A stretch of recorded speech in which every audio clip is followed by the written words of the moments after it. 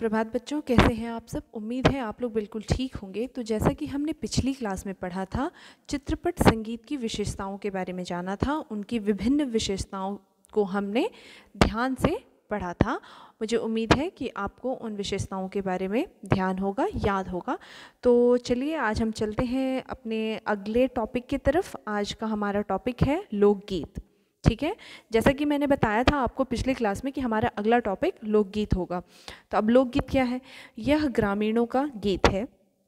इन गीतों में सैकड़ों वर्षों से चले आए रीति रिवाजों की झांकी मिलती है।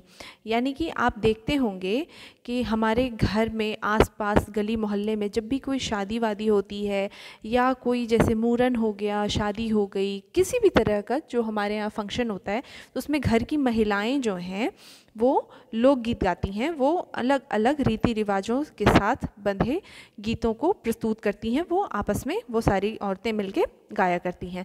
इसके अंतर्गत अब इसके अंदर क्या क्या आ सकता है, ठीक है। जैसा कि मैंने आपको एक दो छोटे से एग्जाम्पल्स दिए। शादी तो बहुत ही ज़्यादा शादी हो गया, आपको मूरन हो गया, फिर आप देखिए इसमें कजरी हो गई, चैती हो गई, लोरी हो गई, है ना। अलग अलग तरह के गीत गाए जाते हैं जिसमें हमारे संस्कारों के बारे में बताया जाता है, उनमें उन सारी चीज़ों को पॉइंट आउट किया जाता है। तो लोकगीत कुछ इस तरीके से हो जाता है।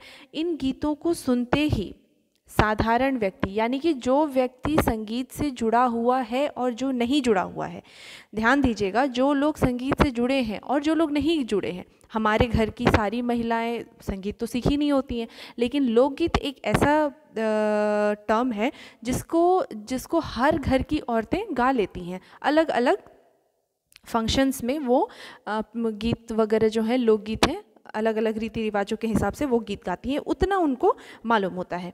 तो इन गीतों को सुनते ही साधारण व्यक्ति ताली देने लगते हैं।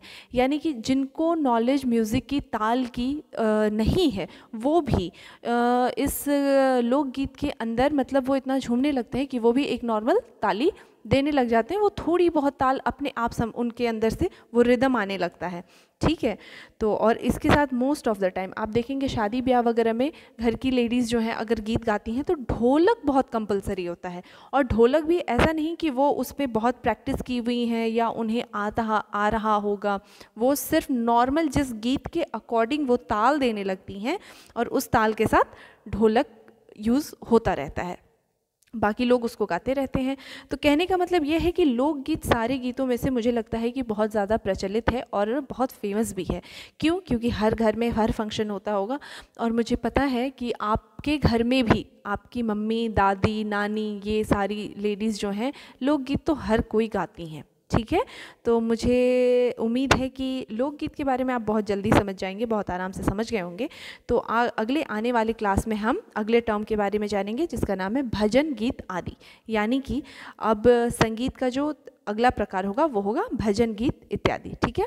तब तक आप अपना ख्याल रखें। धन्यवाद।